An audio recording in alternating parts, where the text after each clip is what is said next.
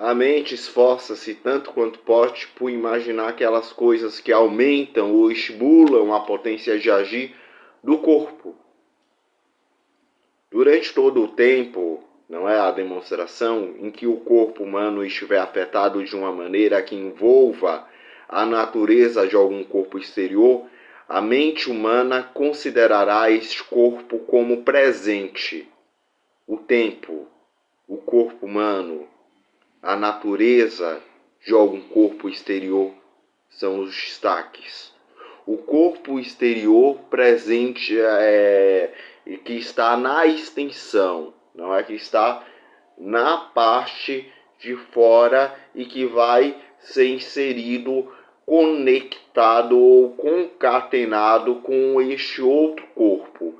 Isso nós estamos falando dos afetos e das organizações destes afetos, e como estes afetos devem se inferir-se à própria capacidade humana de pensar. Pois Spinoza, quando escreve a sua Ética, não é? Ele escreve sobre um ethos humano, não é? Que é de origem, que perpassa, não é? Os nossos instintos. Ou seja, não é? Considerar um corpo durante todo o tempo em que a mente humana considerar um corpo exterior como presente, isto é, pelo escório da proposição 17, durante o tempo em que imaginar o corpo humano estará afetado de uma maneira que envolve a natureza desse corpo humano. Certo?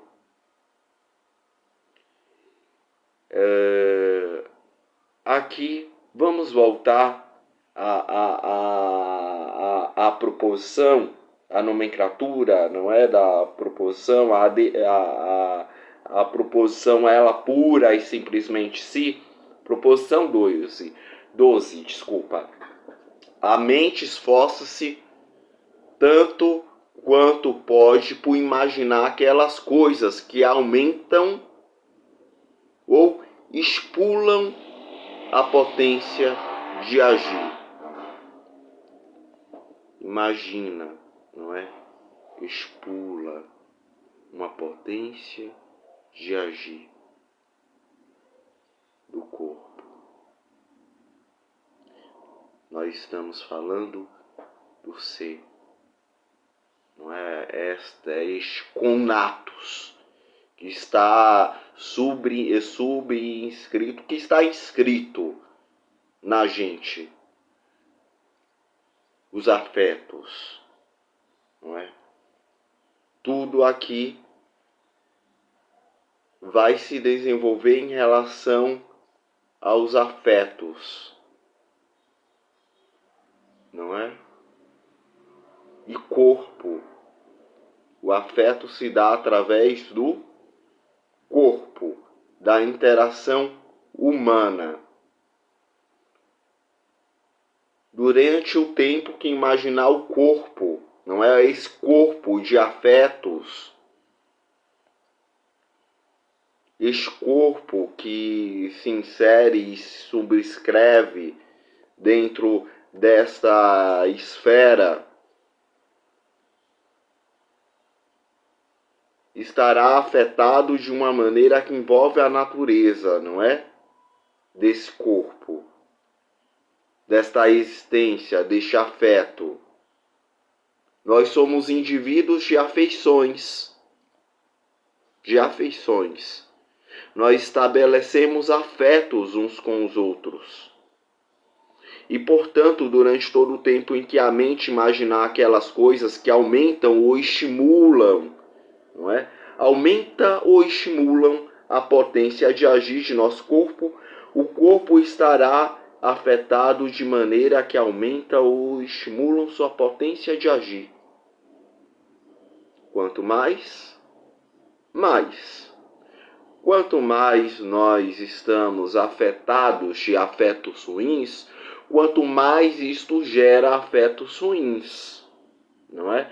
Isto pensando matematicamente, não é? Algoriticamente. Mas Spinoza ele é geômetra, não é?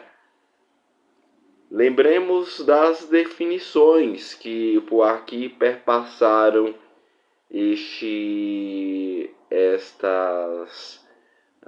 a definição, não é?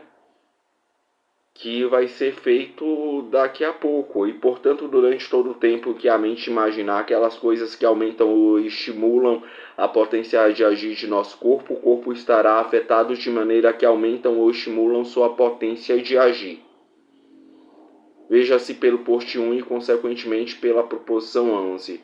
Durante esse tempo a potência de pensar da mente é aumentada ou estimulada, não é? A potência da mente ela é aumentada ou estimulada de acordo com aparatos cognitivos. Logo, a mente esforça-se tanto quanto pode por imaginar essas coisas. Segue que demonstrado durante todo o tempo. Não é o corpo humano, pela proposição 17, página 2. O tempo, o corpo humano envolve a natureza de algum corpo exterior, corpo presente, beleza? Aqui nós estamos crendo na existência de um corpo. Lembrem-se que Spinoza ele é abstrato. Que corpo é esse? Não sabe. Não é? Nós cremos na existência de um determinado corpo. Esse corpo ele pode ser, inclusive, talvez poderíamos pensar, já que o Spinoza é um geômetra, um corpo afetivo.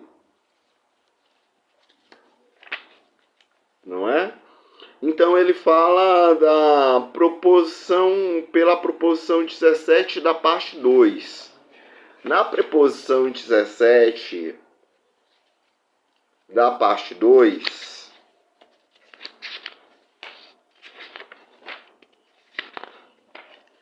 ele fala o seguinte: se o corpo humano, não é? Nós estamos falando de corporeidade, nós estamos falando de imanência de afeto. Se o corpo humano é afetado de uma maneira que envolve a natureza de algum corpo exterior, a mente humana considera esse corpo exterior como existente em ato, ou como algo que lhe está presente, até o corpo seja afetado de um afeto que exclua a existência ou presença desse corpo. Não é? Exclua ou não exclua a presença ou a ausência deste corpo. Não é? Ou seja, há necessidade da gente pensar e refletir sobre estes afetos que comandam o nosso ser, o nosso indivíduo, a nossa faculdade de agir, de se posicionar diante dos afetos do mundo, como o nosso conatus, não é que a nossa potência de agir, que não é Nietzsche pensa em potência de agir, só que em cima de outros termos, e Nietzsche não é muito bem o aspecto a qual nós gostaríamos de mensurar aqui, mas sim esta demonstração, não é? De aumento e diminuição de afetos, como que eles se organizariam dentro de um determinado ente, não é? Dentro de um determinado mente também, não é? O ente, ele é por si só portador de uma mente que concatena ideias, não é? Que fazem articulação entre as ideias, não é? Que aumenta ou diminui dentro da adequação ou inadequação da ideia, entende? Quando nós estamos falando de uma filosofia spinoziana, assim como falamos em uma filosofia platônica, nós estamos falando de uma certa sistematização que se dá assim em um determinado tempo, mas é possível utilizarmos isso para o pensar ético. E pensar ética não é pensar moralismo, não é pensar moralidade, não é pensar a moral pura e simplesmente em si. Há uma diferença. A moralidade ela é dada pelas instituições, seja ela a igreja, seja ela não é o trabalho, seja ela pela classe social a qual você pertence. Tudo isso não compõe o tecido social.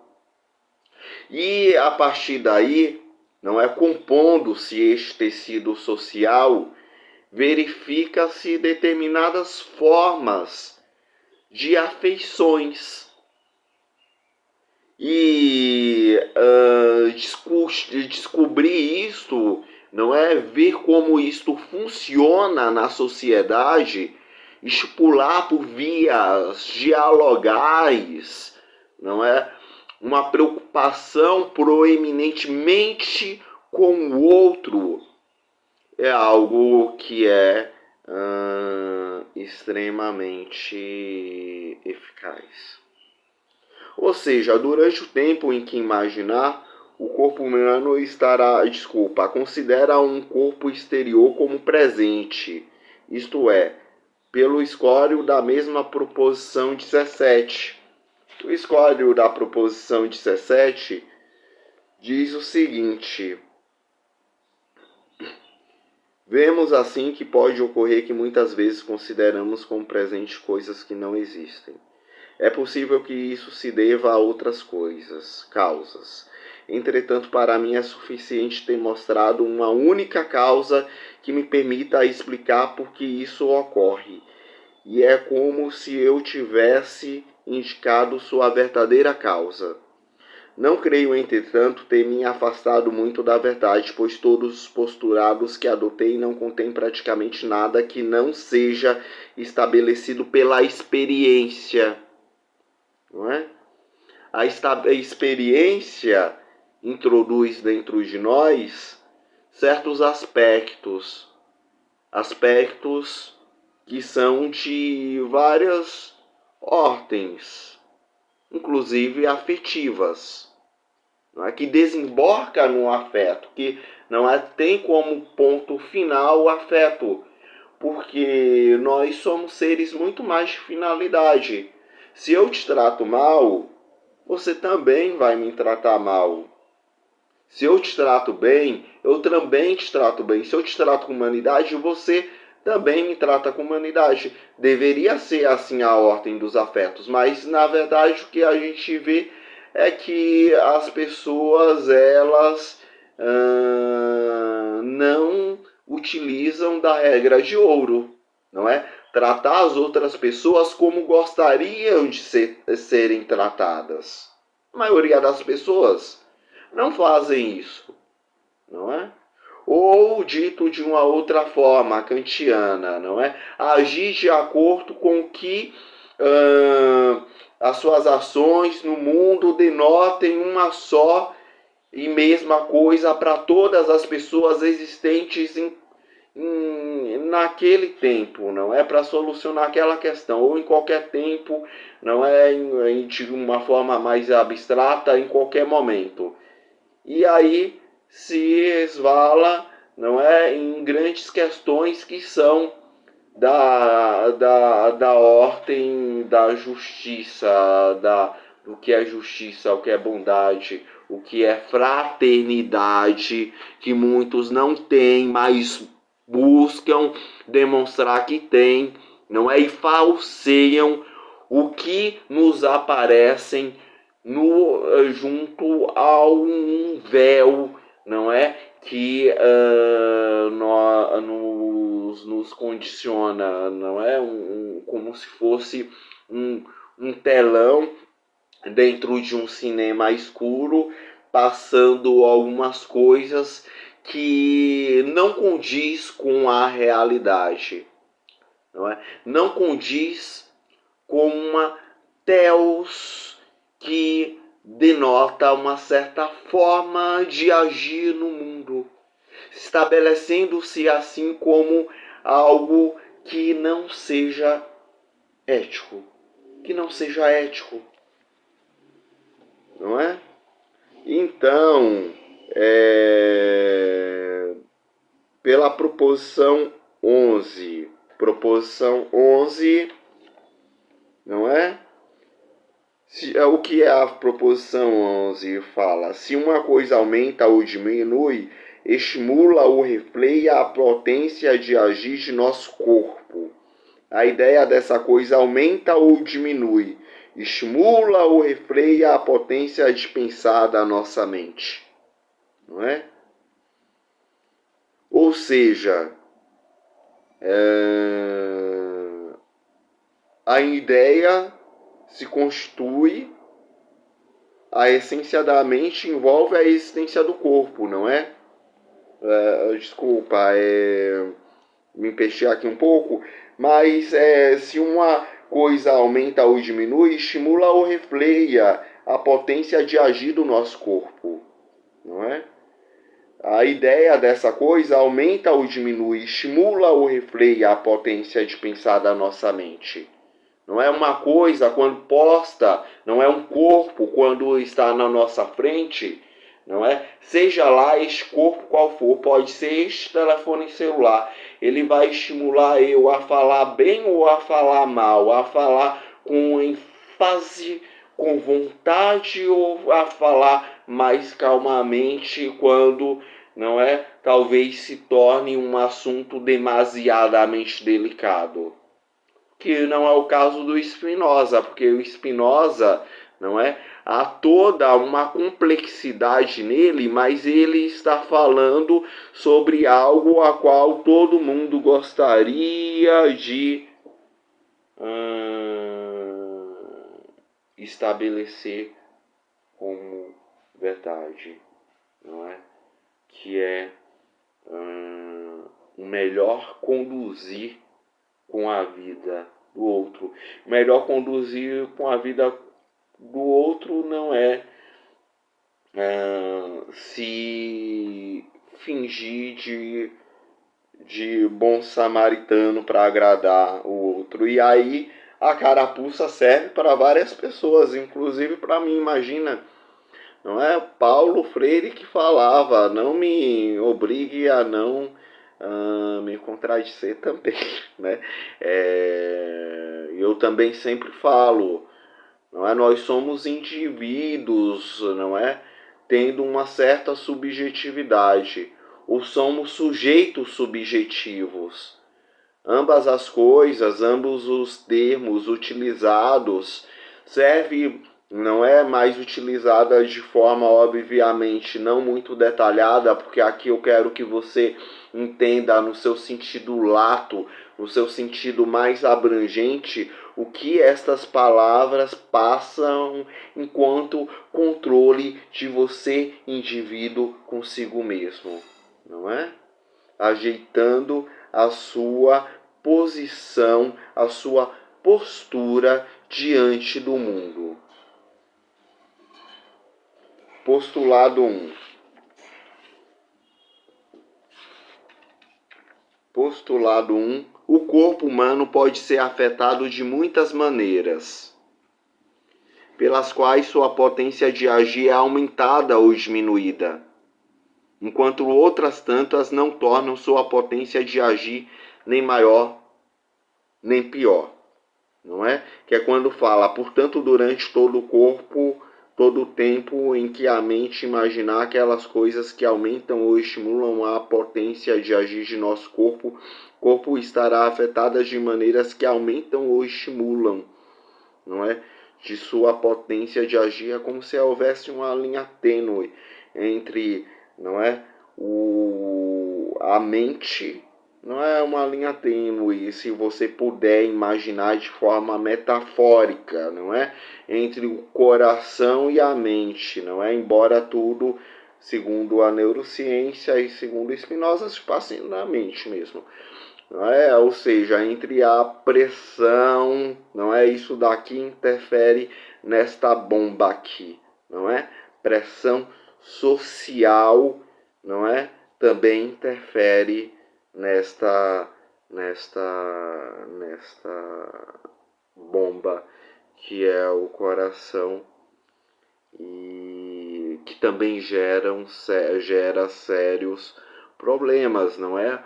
O problema de mal-estar social é um problema contemporâneo, o problema da depressão, não é? A depressão tem aumentado hoje em dia em torno de 40%. A maioria, 40% dos jovens acham que eles que a vida não vale a pena ser vivida. Veja que absurdo isso, sabe? Não, a vida é dura assim, não é fácil viver. Não é brincadeira participar disto que nós chamamos de pura e simplesmente de realidade. No entanto, a necessidade não é, de tentarmos nos condicionarmos cada vez melhores para viver nesta sociedade. E pela proposição 11, não é? Vou ser mais breve. Desculpa. Pela proposição 6 ou 9.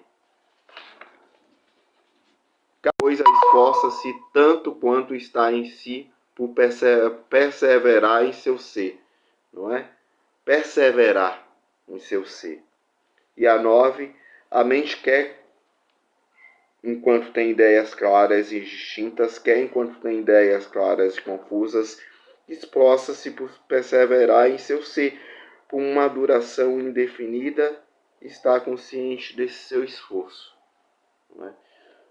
O esforço da perseveração, o esforço de tentar, o esforço de conseguir, que tem a ver com o último vídeo, o esforço de organizar os nossos afetos, não é? Fazer uma reestruturação da sua parte enquanto ser humano para que possa participar da sociedade enquanto indivíduo, enquanto construtor de uma realidade que é constituída de uma forma tenazmente, não é? Assim desejamos, não é? Vivemos em uma democracia e assim a desejamos. Um abraço, até a próxima.